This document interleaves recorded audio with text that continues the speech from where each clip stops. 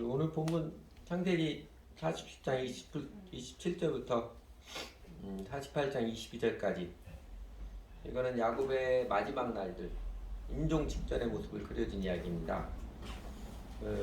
야곱이 나이 130살에 세계적인 재난이죠. 대흉년을 피하여서 온 가족을 끌고 이집트 고센 땅에 내려와 정착하고 147살까지 17년을 더 살았습니다. 그 17년 세상은 대기근에 또 대기근 후유증에 시달렸지만 야곱은 아들 요셉 덕택에 아주 매우 평안하고 풍요로운, 아마 야곱의 일생에서 최고로 마음이 평온하고 여유로운 때를 보냈습니다. 그 27절 28절에 보면은 아무런 이야기 없잖아요. 야곱에게 아무런 사건이 없었던, 그냥 평온하게 요셉이 풍요롭게 해준 것을 아주 평온하게 때려 보냈습니다. 야곱이 그 바로 임금 앞에서는 자신의 일생에 대해서 그렇게 말하잖아요. 내 나이 10주에 미치지 못하나 험악한 세월을 보내었나이다. 그렇게 고백했듯이 자신이 살아온 날들이 참 힘들고 괴롭고 세상의 온갖 풍상을 다 겪으며 살아온 것처럼 느꼈지만 마지막 노년 17년을 보내면서 매우 행복한 날들, 영생복락을 누리며 살았습니다. 여러분, 젊을 때는 고생을 좀 하더라도 노년의 은총을 입어서 평온하게 유복하게 지내는 게 최고로 복받은 인생이라고 하지요. 젊을 때는 참 스포트라이트 막 화려했는데 노년에 거의 뭐 노숙자처럼 지낸다면 그 인생 참 불행하다고 느끼고요. 야곱은 노년이 행복한, 어쩌면 최고로 복받은 인생을 살았습니다. 저희 모두도 젊었을 때는 고생도 좀 하며 또 치열하게 살았을지라도 노년이 평온하고 풍요로운 최고로 행복한 인생들을 맞이했으면 좋겠습니다. 몸도 마음도 점점 더 쇠약해져 가지만 요셉 덕분에 하나님의 은총을 입어서 야곱은 매우 평온하고 행복한 날들을 보내고 있는데, 영혼은 영생복락을 누리고 있음을 알지만 야곱이 이젠 자신이 세상을 떠날 때가 가까웠음을 느끼고 있었습니다. 그래서 그가 죽기 전에, 이 세상을 떠나기 전에 꼭 하고 싶던 남은 일들을 행하지요. 먼저는 요셉에게 자신의 무덤을 이집트에 만들지 말고 반드시 할아버지 아브라함 부부, 아버지 이삭 부부, 그리고 자신의 첫 번째 아내 레아가 묻혀 있었던 그 마므레, 지금 지명으로 헤브론이죠. 옛날 지명으로 마므레고, 마므레 막벨라 동굴 무덤에 장사 지내야 한다고 당부를 하고 요셉에게 맹세를 시켰습니다. 이게 이제 47장 20절 31절이죠. 반드시 조상의 날에 묻어라, 맹세를 시킵니다. 이게 이제 이스라엘 지도인데, 크게 보면 이스라엘 그 요단강, 지금이죠. 요단강 그 서쪽이죠. 요단강 서안 쪽, 그 요르단의 원래 행정구역으로는 국가는 요르단인데, 그리고 저 아래 가자지구 그러는데, 그 요르단 서안 지역 조금 확대하면은요, 이렇게 돼 있습니다. 이렇게 돼 있어. 화면이 흐리지만 지금 현재 지도로서는 그냥 바탕 회색은 요르단 통치 지역이고요. 가운데 시커멓게 좀 진한 회색은 이스라엘이 야금야금 점령해 가서 그 이스라엘의 정착조를 만들어 놓은 곳입니다. 거기 사람이 살만한 곳을 거의 다 만들어 놨어요. 다 만들어 놓고 여기 그 비어있는 예루살렘은 아직도 나뉘어져 있죠. 이스라엘을 지배하는 지역, 이슬람이 지배하는 지역, 넷으로 나눠져 있습니다. 그리고 마므레 헤브론은 저 아래에 있습니다. 고대 지역으로 마므르 지역. 헤브론에 막벨라 굴이 있는데, 저 헤브론도 지금도 이스라엘과 이슬람이 같이 분할해서 통치하고 있습니다. 심지어 막벨라 굴도 이슬람 지역이 따로 있고 유대인 지역이 따로 있습니다. 그래서 요게 그 막벨라 굴인데, 이거는 헤롯 대왕 때 헤롯이 이스라엘의 환심을 사기 위해서 막벨라 굴을 저렇게 성으로 만들었습니다. 성으로 만들고 주위에 있는 종탑 두 개는, 저거는 미나렛이라고 그러죠. 이슬람 사원을 상징하는 종탑, 후대 이슬람이 저 땅을 점령했을 때 세워놓은 곳입니다. 근데 재밌는 것은 지금도 관광지로 갈 수 있어요. 저도 아직 저기는 못 가봤습니다. 다음에 이스라엘 가면 가보려고 생각하고 있는 것 중에 하나입니다. 그 안에 보면은요, 글씨 잘 보이시면 모르겠지만 맨 저 여러분 보시고 맨 왼쪽에 레아하고 야곱 무덤 있고, 그 다음에 사라하고 아브라함 무덤 있고, 이쪽 오른쪽에 리브가하고 이삭 무덤이 있습니다. 그리고 저쪽 파란색 지역은요, 저쪽은 유대교인들이 이스라엘이 지금 관리하는 땅 지역이고, 그 성 안에 아까 보셨던 이쪽 노란색 지역은 이슬람이 관리하는 지역입니다. 이렇게 나눠져 있어요. 이거는 그냥 역사적으로 한번 보는 것도 도움이 되겠다. 그렇게 봤습니다.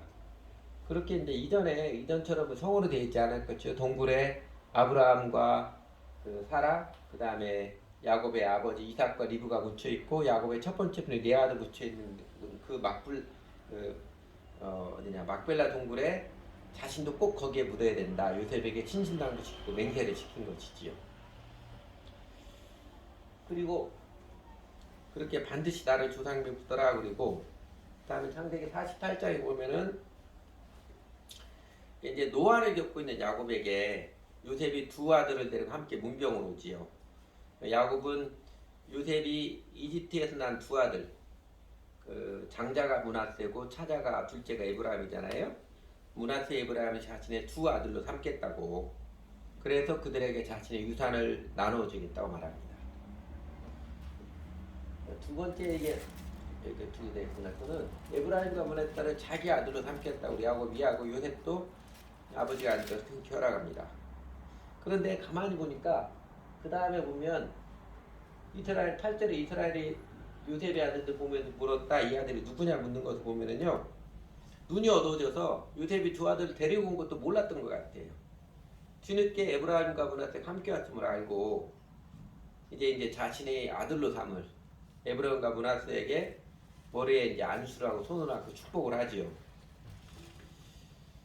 요셉은 장자의 므낫세를 야곱의 오른손에 축복하도록 왼손으로 이렇게 야곱에게 쭉 므낫세를 밀고 야곱의 오른쪽에, 그 다음에 차자인 에브라임은 그 요셉의 오른손으로 야곱의 왼쪽으로 쓰도록 이렇게 밀어서 야곱에게 가게 했는데, 야곱이 손을 이렇게 엇갈려가지고 이렇게 엇갈려서 안수를 하지요. 둘째인 에브라임에게 오른손으로 안수하고 첫째인 므낫세에게 왼손으로 안수를 합니다. 요셉이 생각하는 야곱이 이제 치매가 심해서 이상한 행동을 하는 줄 알고, 아버지 이쪽이 큰아들입니다. 오른손을 붙잡고 이제 다시 바꿔달라고 하는데, 야곱은 내가 다 알고 그러는 것이라고, 일부러 그러는 것이라고 대답하지요. 그리고 작은 아들인 에브라임에게 더 크게 축복을 합니다. 그게 이제 창세기 48장 21절까지 이야기죠. 에브라임과 므낫세에게 엇갈려서 축복하는 야곱의 모습입니다. 이렇게 야곱이 자신의 죽음을 앞두고 반드시 나를 이집트의 땅에 묻지 말고 조상들의 궤에 꼭 묻어라. 요셉에게 맹세시키고 요셉의 두 아들 에브라임과 므낫세를 자신의 아들로 삼고, 그리고 에브라임과 므낫세에게 축복하되 손을 엇갈리게 해서 둘째인 에브라임에게 더 큰 축복을 내려주는 세 가지 이야기 오는 본문의 이야기입니다. 이 모습 통해서 야곱이 죽음을 목전에 두고 그가 세상을 떠나기 전에 했던 세 가지 모습 통해서, 그러면 우리도 이 세상을 떠날 때가 임박했을 때, 이 세상을 하직할 때가 임박했을 때, 우리들의 노년에 우리는 우리의 자녀들, 우리의 육신의 자녀들이든 영적인 자녀들은 우리의 자녀들에게 무엇을 부탁하며 무엇을 행하며 살 것인가? 우리의 노년을 아름답게 보내기 위해서, 아름다운 황혼이 되게 하기 위해서 우리는 무엇을 어떻게 하는가? 그 맑은 지혜를 살펴보고자 합니다.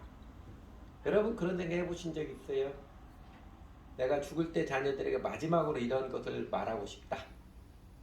마지막으로 이런 걸 해주고 싶다. 그런 거 해보신 적 있는지 모르겠어요.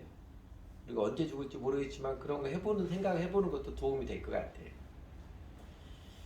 그 야곱에게서 배우는 아름다운 황혼을 보내기 위한 맑은 지혜. 첫째는요, 이 생각이 듭니다. 나의 사랑하는 자녀들에게 하나님의 비전과 약속을 계승하게 하십시오.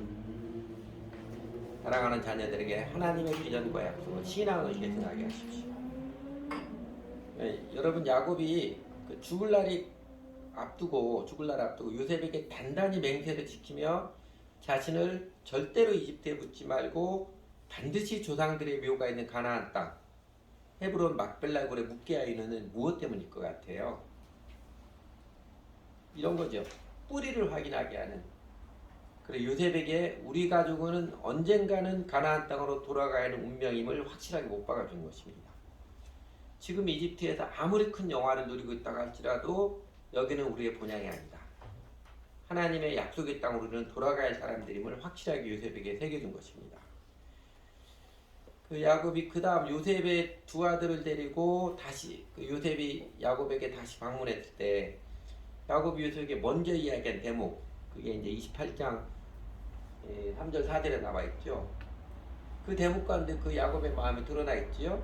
전능하신 하나님이 가나안 땅 루스에서 나에게 나타나셔서 거기에서 나에게 복을 허락하시면서 나에게 이르시기를 내가 너에게 수많은 자손을 주고 그 수가 불어나게 하겠다. 내가 너에게서 여러 백성이 나오게 하고 이 땅을 너의 자손에게 주어서 영원한 소유가 되게 하겠다 하셨다는 겁니다. 하나님의 비전과 약속이죠. 이거 상기시켜줍니다. 아무리 바로의 왕실이 호화롭게 장사를 지내고 묘지를 꾸며준다고 해도 나를 이집 땅에는 절대로 묻지 말아라. 반드시 나를 우리 조상들의 묘 마물의 막벨라 굴에 묻어야 한다. 유언을 하고 요셉에게 맹세를 시킨 것은요.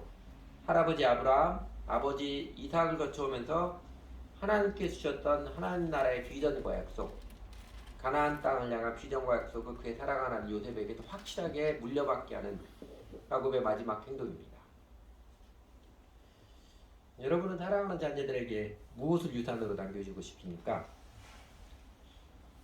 신앙, 정신을 남겨주지는 못하고 재산만 남겨주라고 애쓰시겠습니까? 돈은 벌어서 남겨주고 싶어도 그게 뜻대로 되는 거 아니지요. 그게 뜻대로 되는 거 아닙니다. 그러나 살아가는 정신, 신앙의 유산은요. 내가 정신만 차리면 믿음을 잘 지키면 얼마든지 남겨줄 수가 있습니다. 대한민국 기독교 다음 세대가 급격히 무너지고 있어서 큰 위기라고 그러지요. 제가 같이 운동하는 외대 프랑스어과 교수님이 프랑스 교회를 다니는데 교회의 실상을 이야기해 주더라고요. 역사적으로 고딕 양처럼 엄청나게 큰 교회, 캐톨릭이고 개신교가 마찬가지래요. 그 교회당에 어르신들이 있는데 그 어르신들도 몇백 명이 들어갈 수 있는 예배당에 몇 명 안 모이는 거예요. 그러니까 5개 도시의 큰 예배당의 사람들이 한 번씩 돌아가면서 같이 모여서 그래야 2, 30명이에요. 이쪽 도시에서 다 모여 5개 교회 어르신들이 모여야 2, 30명. 그것도 도시마다 한 번씩 돌아가면 그렇게 예배를 해요. 여러분 아무 일 없이 대한민국 교회가 이대로 가면은요 2030년에는 대한민국 교회가 숫자적으로도 50% 이하로 줄어들 것이라고 전망합니다. 유럽의 교회들처럼 예전에 영화롭게 지어놨던 교회당들이 주일이면 노인들만 몇 사람 앉아있는 현상이 대한민국 교회도 일어난다는 것입니다. 여러분 대한민국 교회 다음 세대의 교회는 왜 그러겠어요? 요새 젊은 애들은 버릇이 없어 뭐 이런 이야기 하는데요. 그거는 소크라테스 때도 그랬습니다. 요새 젊은이들은 부모를 공경할 줄 모르고 공부 안 하고 버릇이 없어 소크라테스 얘기했어요. 소크라테스보다 몇 년 더 지냈던 수메르 언어라고 있잖아요. 수메르 투척판에도 나와 있습니다. 요새 젊은이들은 어른을 공경할 줄 몰라 버릇이 없어 나오고 있어요. 언제나 똑같은 이야기.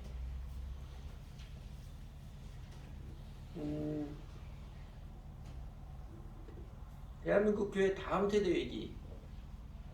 오늘의 세대가 신앙의 정치를 잘 못 지켰기 때문 아닐까요? 이게 사실은 정답이지요. 제가 2, 3주 전에 주보에도 내로남불 칼럼으로 소개했듯이 대한민국은 누가 뭐라 해도 기독교, 개신교가 대표적입니다. 그 대한민국 지도층들, 사회지도들 반대로 이상이 기독교인들이에요. 교회 다니는 사람들입니다. 그런데 어찌 여당이든 야당이든 보수든 진보든 하나같이 자녀 입시, 편법, 국방 의무 기피, 부동산 이장 투기 안 걸린 사람이 없나요? 다 교회 다니는 사람들인데. 그리고 그게 의례 그런이에요. 뭐 조국 씨나 한동훈 씨나, 한동훈 씨는 교회 안 다니는 사람입니다. 반성 없잖아요. 계속 상대방에 대한 비판만 하고 자기에 대한 변명만 하지. 내가 하나님 앞에 이게 잘못했습니다. 반성 없잖아요.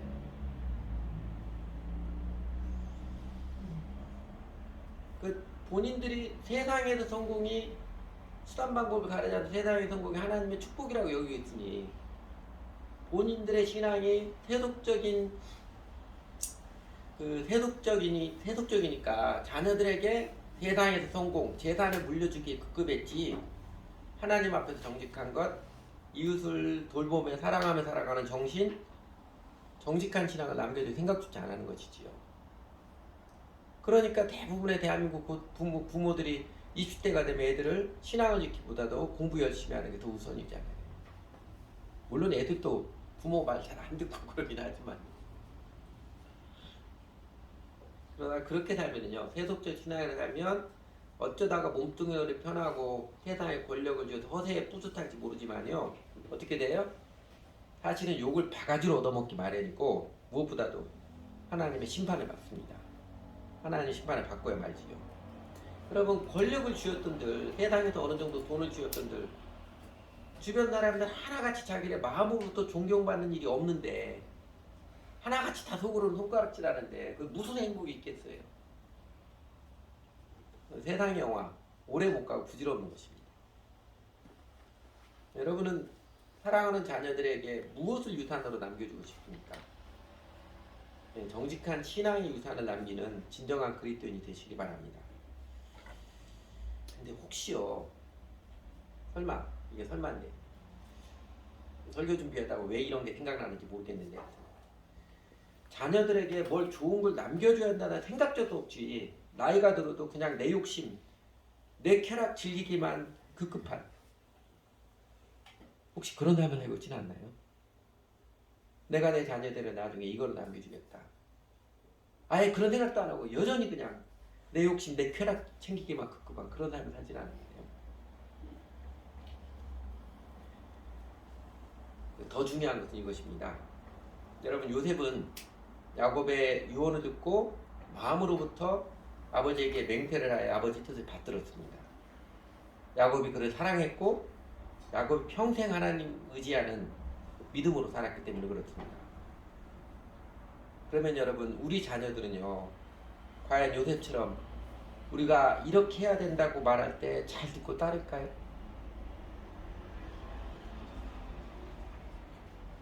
저희 어머니가 이제 돌아가실 때가 이제 당신도 멀지 않았구나 하니까 가끔 이야기합니다.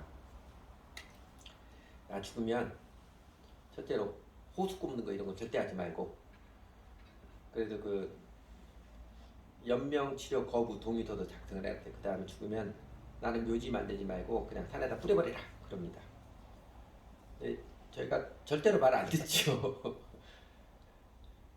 그 말만 안 들으면 괜찮은데 우리 어머니가 다른 말해도 안 들어요. 왜 그럴까요? 이 어머니 흉보는 것 같은데 어머니가 평소에 살아온 모습이 존경스럽지가 않으니까 말을 듣겠어요? 대답을 합니다. 아, 네 알겠습니다. 대답은 하지만 사실 그 대답이 뭐냐면요 더 이상 말하지 마세요. 아무리 말해도 당신 말대로 안 되고 우리 마음대로 합니다. 이런 뜻으로 아, 네 알겠습니다. 그렇게 대답을 해요. 이런 뜻인 부모와 자녀 관계 만들지 말아야지요. 여러분 제발 자신은 정직한 신앙의 본이 안 되면서 자신은 나이롱으로 그냥 신앙생활하면서 자식들에게 똑바로 살아라고 윽박지르고 잔소리하는 이런 사람 틀딱 꼰대라고 그러지요. 그래서 젊은이들 그러더라고요. 틀리 딱딱거리는 꼰대라고. 그런 사람은 되지 마십시오. 신앙의 유산을 자녀들이 기쁘게 또 감격적으로 감동적으로 받아들일 만큼 내가 작은 인생을 살지라도 세상에서 그렇게 유명한 사람 성공한 인생은 아닐지라도 정직한 인생 살아가는 다음 이웃을 사랑하며 살아가는 다음 예수님 잘 배우고 따르는 정직한 믿음의 길을 살아가는 우리들이 되기를 바랍니다. 두 번째로 아름다운 황혼을 지내는 두 번째 길은요, 노년의 때 죽을 날이 가까움을 볼수록 자녀들에게 이웃들에게 사랑으로 많이 축복해 주십시오. 여러분, 야곱이 요셉이 이집트에서 나온 두 아들 에브라임과 므낫세를 자기 아들로 삼은 것은 왜 그랬을까요? 이제 다 죽어가는 마당에 왜 노욕이 발동을 해서 이미 아들이 12명이나 있으면서 나 아들 하나 더 있었으면 좋겠다, 아들 하나 또 삼겠다 노망을 부리는 거 아닙니다. 그 6절에 보면 이유를 가르쳐 주죠. 이 두 아이 다음에 낳은 자식들은 너의 아들이다. 그러면서 이 두 아이는 에브라임과 므낫세는 형들과 함께 유산을 내가 상속받게 할 것이다. 야곱은 요셉에게 두 배의 축복, 두 배의 유산을 남겨주고 싶은 것입니다. 요셉의 두 아들들에게 자신의 유산을 직접 나누고 싶은 그 사랑의 열정입니다. 그러니까 죽기 직전에도 사랑을 베풀어주는 야곱의 황혼, 아름답지 않나요? 그리고 하나님께서는요, 야곱이 죽음 직전에도 꺼지지 않는 사랑의 열정을 아주 기가 막힌 섭리로 사용하셨지요. 에브라임과 므낫세를 야곱의 아들들로 삼아서 야곱의 아들은 이제 법적으로 보통 그러죠. 13명이 된 거죠. 그러니까 이스라엘의 지파가 사실은 13지파입니다. 이게 13지파가 된 게 의미가 있는 것은 성경을 아시는 분들 좀 기억하겠지만 훗날 이스라엘 민족이 출애굽을 해가지고 성막을 짓잖아요. 언약궤가 보관된 성막을 관리하고 그 성막을 메고 광야를 통과할 때 동서남북 3개 지파 즉 12개 지파들이 하고 레위 지파는 성전 기구들을 관리하는, 그게 딱 맞지요. 그리고 나중에 약속의 땅 가나안 땅을 정복하고 정착할 때에도 레위 지파에게는 기업 땅을 주지 않습니다. 다른 지파들에 다 11조를 받아서 11조에서 그 받아서 생활을 하게 하고 나머지 12지파가 에브라임과 므낫세 한 지파씩에서 그 땅을 분배받아서 자신들의 기업으로 삼습니다. 에브라임과 므낫세가 야곱, 이스라엘의 아들들이 되어서 이스라엘 12지파의 한 지파씩 끼게 된 것은요, 훗날 이스라엘 민족 공동체가 절묘하게 운영의 묘를 살리게 되는 아주 묘책이 되었습니다.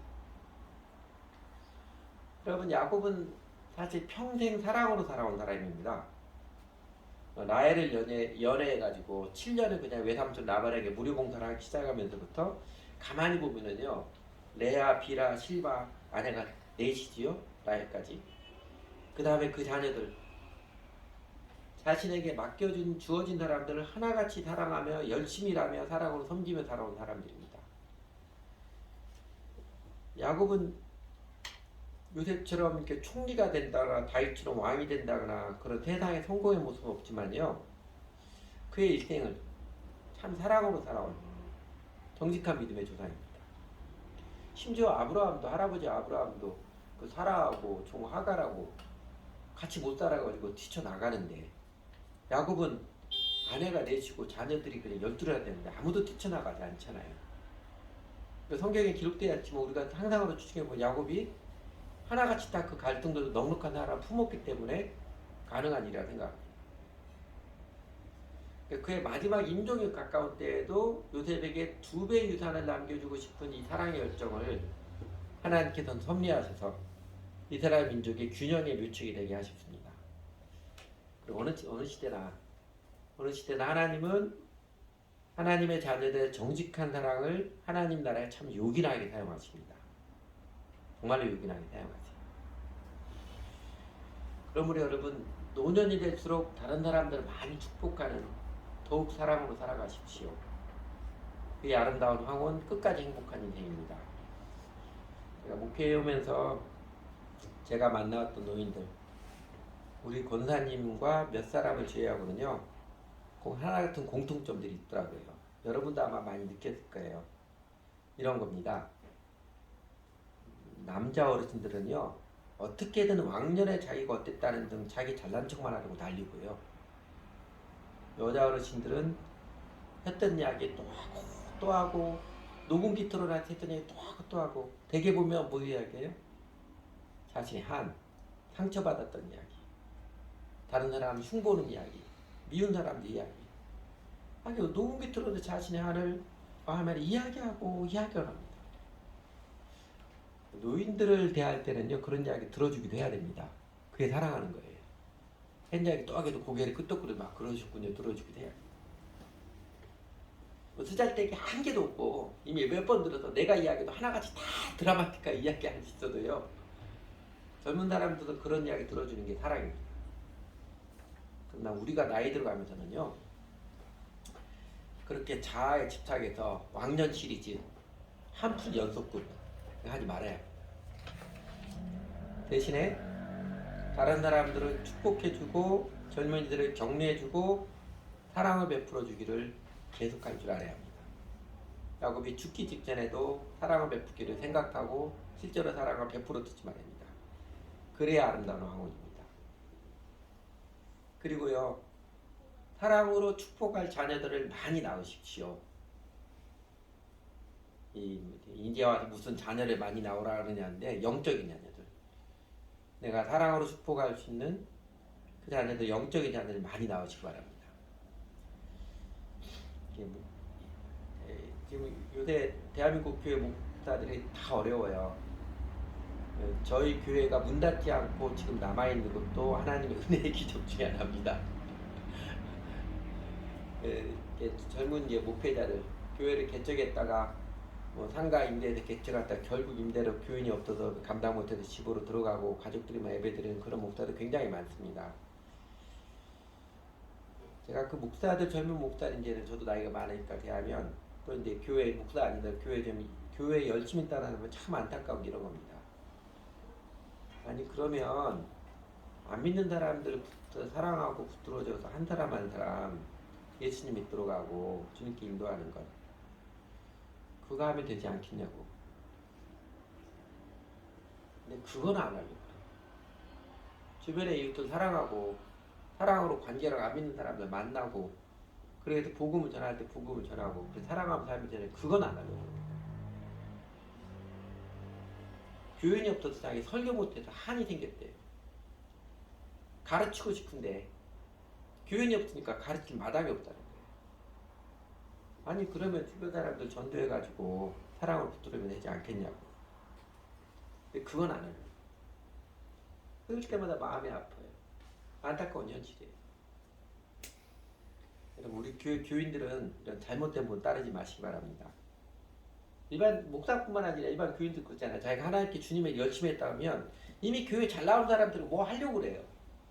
안 믿는 사람 정말 사랑해서 한 사람이라도 몇 년에 한 사람 안 믿는 사람 사랑해서 예수님 믿도록, 그게 예수님이 가르치고 성경에 눈을 가는 제일 소중하고 제일 가치 있고 제일 아름다운 일인데 그건 안 하려고 그래요. 이미 교회 다니는 사람 이렇게 하는 것은, 가르치고 하는 건 어떻게 보면요 좀 혹평을 하면 자기 잘난 척 하려고 그래요. 그게 안타까운 현실입니다. 여러분 우리 교인들이 이런 잘못된 거 따르지 마시고요. 예수님의 지상명은 제자를 삼아라. 그 말처럼 영적인 자녀들을 많이 낳기를 사모하고 그 전도자의 삶을 배우고 도전하시기 바랍니다. 우리가 노년이 되어가도 젊은 자녀들, 육신의 자녀들은 영적인 자녀들이든 그 사람들이 체면상 예의상으로 그냥 대해주는, 그걸 넘어서서 그들이 정말 좋아서 감사해서 사랑의 마음으로 즐거이 찾아와주고 우리는 그들을 마지막까지 축복해주고 사랑을 나눠주는, 그러니까 그런 인생을 살아야 하지 않겠습니까? 그 아름다운 황혼, 그 노년을 위해서라도요 오늘 영적인 자녀를 많이 담으십시오. 기꺼이 사랑의 수고를 들여서 복음을 전하고 그리스도의 제자로 세워가는 전도자 제자다운 삶을 아직 기운도 있고 힘이 있을 동안에 부지런히 살아가시기를 당부합니다. 세 번째로 아름다운 한항우리 시대는 세 번째 맑은 지혜는요, 웃으면서 해악을 나눌 줄 아는, 여러분 죽기 전까지 마음의 여유를 누리며 사십시오. 사실 이 해석은 아직도 명쾌하지 않은데, 그렇게 명쾌하지 않은데 오래도록 이 질문 품고 있었습니다. 왜 야곱은 일부러 손을 엇갈려서 차자인 에브라임을 오른손으로 더 크게 축복하고 장자인 문하스를 왼손으로 축복했을까? 이 일에 대해서는 하나님께서 야곱에게 이렇게 행하라 라고 말씀하실 거 전혀 없습니다. 야곱이 그냥 자기가 하고 싶어서 그렇게 한 거예요. 물론 이렇게 해도 되고 저렇게 해도 되니까 어차피 둘 다 모두에게 축복해 주기는 마찬가지니까요. 그냥 야곱이 그냥 하고 싶어서 한 것입니다. 그 야곱은 왜 그랬을 것 같아요? 아직도 이게 100%딱 이거다라고 제가 확신은 없는데 그래도 계속 묵상하면서 또 이제 여러 사람들이 해석한 앞선 목사들이나 신학자들 해석한 것 봤는데 썩 마음에 안 들다가 제일 제가 그래도 아직까지는 마음에 드는 해석이 이런 것입니다. 우선은 이런 거죠. 우선 쉽게 추측이 되는 것은 야곱이 둘째였잖아요. 둘째였기 때문에 그 장자권을 뺏으려고 해서 거기서부터 그 인생이 파란만장한 인생이 시작됐잖아요. 자기가 둘째였기 때문에 둘째에 더 정이 가지 않았을까 그런 추측이 자연스럽습니다. 자기가 둘째로 태어나서 형의 장자권을 하여튼 빼앗았고 초긴장을 하고 교묘히 별 연출을 다해서 빼앗았고 그것 때문에 외갓집에 도망가야 하는 집 떠나는 개고생한 상처가 아직도 남아서 야곱이 삐딱한 오기를 부린 것인가? 이런 추측이 되기도 합니다. 어떻게든 자신의 신세, 인생을 심리적으로 투사라고 그러죠. 투사한 것이라고 생각은 드는데 그러나 야곱이 니들도 한번 나처럼 고생해봐라. 그렇게 부정적인 뜻으로 축복해 주지는 않았을 것 같아요. 노년이 말할 수 없이 행복하고 평온했던 야곱이잖아요. 17년 동안 요셉의 은혜를 누리면서 자신의 일생이 그 17년 동안 결국 돌아보니까 하나님의 엄청나게 큰 은혜를 입은 인생임을 거듭거듭 확인했을 것이고 그리고 자신이 한때는 내 살아온 때 험악한 세월을 보냈습니다. 그 기억했던 인생이 가만히 보니까 이제 모든 날들이 이제 다 아름다운 추억이고 아주 스릴 있고 재미있었던 일들로 기억됐을 것입니다. 제 이야기 하나 더 드리면 저희 아버지 얘기 한 번은 제가 이제 정상적인 대화를 못 합니다. 간단한 대화는 되니까 특히나 아버지랑 같이 있으면 이제 대화를 해보려고 합니다. 그래서 한번 그랬다. 아버지 아들 딸이 넷이거든요. 넷이는데요. 이 네 자녀가 다 우리 아버지 속을 한 번씩 다 후려파고 속을 세게 때렸어요. 저도 우리 아버지가 너무 호적에서 파버린다고 하고 집에도 못 오게 한 게 한 1년 반 됐습니다. 누구나 다 그렇듯이 내 자녀들이 부모의 속을 한번 훅을 파고 그런 적이 있었지요. 그래서 제가 이제 장난스럽게 물어봤습니다. 아버지, 네 자녀 중에 첫째, 둘째, 셋째 때 누가 아버지 속을 제일 많이 썩혔어요? 물어봤어요. 우리 아버지가 그러더라고요. 그 어눌한 말로 다 신통해 이러시더라고요. 그러면서 웃으시더라고요. 제가 저희 아버지 보면 참 감사했어요. 이분도 마음 아픔이 많았고 언제는 그 자식을 향해서 총으로 쏴 죽여버리겠다고 막 이렇게 하셨는데 다 잊어버리고 여유를 가지는 게 감사하다. 여러분 야곱은 더 그러지 않았을까요? 야곱이 손을 엇갈리면서 에브라임과 문하들을 축복하면서 야곱이 속으로 흐뭇해하지 않았을까요? 그리고 속으로 웃지 않았을까요? 아주 재미있고 즐거워서 너희들 어차피 하나님의 복받은 인생을 살기는 마찬가지인데 한번 나처럼 스릴있게 재미있게 살아보는 것도 괜찮지 않겠냐? 아마 그러면서 미소를 지었을 것 같습니다. 대조적으로 여러분 우리 주변의 어르신들이 많이 보이는 것처럼 늙어가면서 그냥 한해 찌들어서 누가 건들기만 하면 역정을 내고 속으로는 두려움에 몸소리치는 그런 모습 된다면 얼마나 안쓰럽겠습니까? 나이 들어서도 죽음 직전에도 웃으며 장난기를 발동할 수 있는 해악, 마음의 여유를 준 인생이 아름다운 황혼이지 않겠습니까? 샤넬 하면 뭐 생각나요? 향수 생각나죠. 샤넬 향수 유명하잖아요. 샤넬 5. 전 세계에서 제일 유명한 향수 중에 하나였었지요. 그 이름에 딱 코코 샤넬이라는 사람이죠. 프랑스 이제 의상 디자인했는데 사실 그녀는 매우 불우한 어린 시절을 보냈습니다. 12살에 어머니가 죽게 되자 아버지가 자기를 고아원에 맡겨버렸어요. 그래서 나이 20살 때까지 고아원하고 수녀원에서 지내며 살았습니다. 그래서 이제 20살에 되어서 첫 번째 취직한 게 양재 보조사였어요. 우리나라 평화시장 그 미싱사 옆에서 도와준다라면서 양재 보조사로 천일을 시작했는데 이렇게 마침내 유명한 디자이너가 되었지요. 근데 그녀가 죽어갈 때 마지막으로 그의 인정을 지켜보는 가족들, 친구들에게 했던 말이 이것입니다. 이것 봐, 이렇게 죽는 거야. 자신 죽어가면 나 봐, 이렇게 죽는 거야. 여러분 마음에 여유가 느껴지지 않나요? 반 말리라는 사람 혹시 좀 기억하는지 모르겠어요. 잘 로버트 네스티 반 말리라고 하는데 자메이카 출신의 팝 아티스트입니다. 라스타파라이즘이라고 그러죠. 라스타파라이즘이라고 레게 음악을 통해서 전도 활동을 하는 일종의 전도 활동하는 이제 전 세계 갖고 돌아다니면서 흑인들의 레게 음악을 통해서 물론 이제 예수가 흑인이다 이렇게 주장하면서 어쨌든 전도를 하는 그 운동의 주역이었습니다. 근데 이 사람이 1981년에 37세 짧은 나이로 뇌종양으로 죽었는데 죽기 전에 그 마지막 말을 했습니다. 그의 예인 신디에게 이렇게 말했어요. 내가 그대를 위해서 자리를 먼저 준비해 놓을게. 죽어가면서 다른 사람 생각할 수 있는 마음의 여유. 아마 죽기 전까지 마음의 여유, 해악을 발휘한 합권은요. 우리 교인들도 많이 알고 있을 텐데 영국 사람들이 지금도 제일 존경하는 최고의 수상이죠. 유토피아를 쓴 토마스 무어입니다.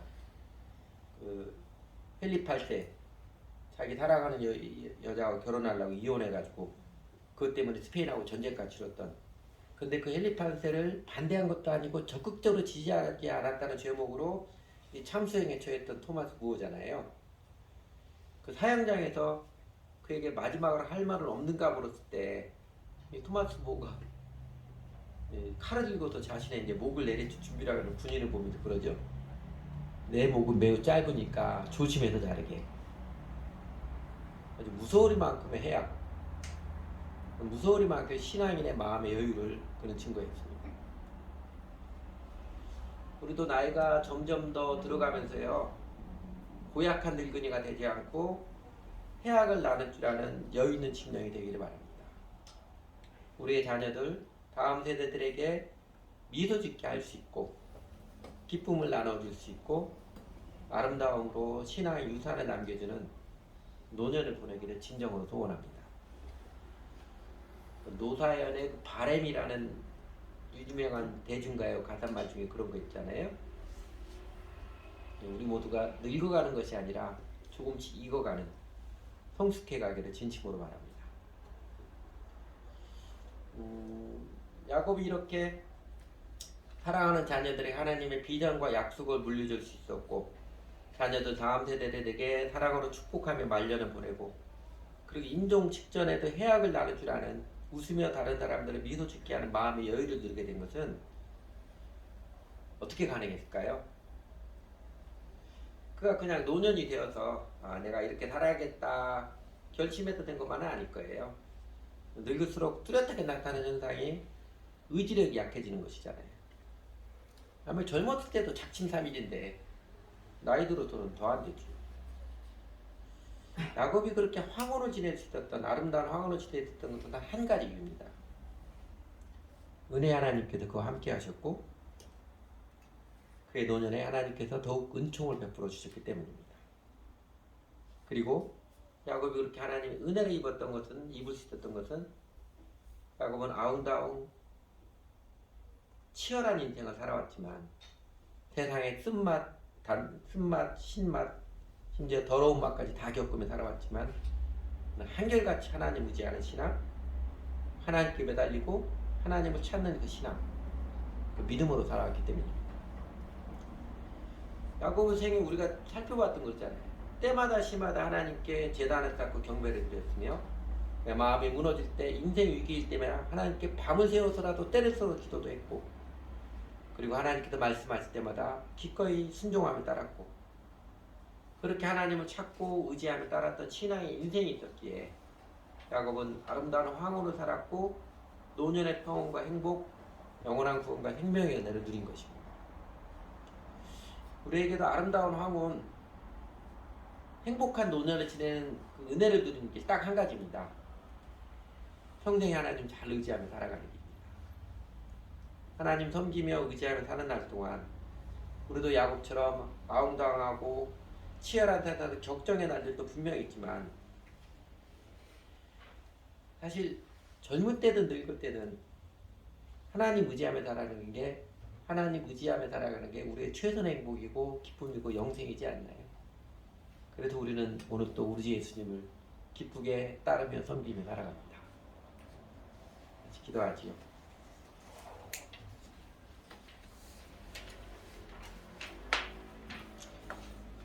오늘 또 우리 스스로 각자가 하나님께 들려주는 말씀을 끌어안고 입술을 열어서 고백하고 기도하는 시간을 갖도록 하겠습니다.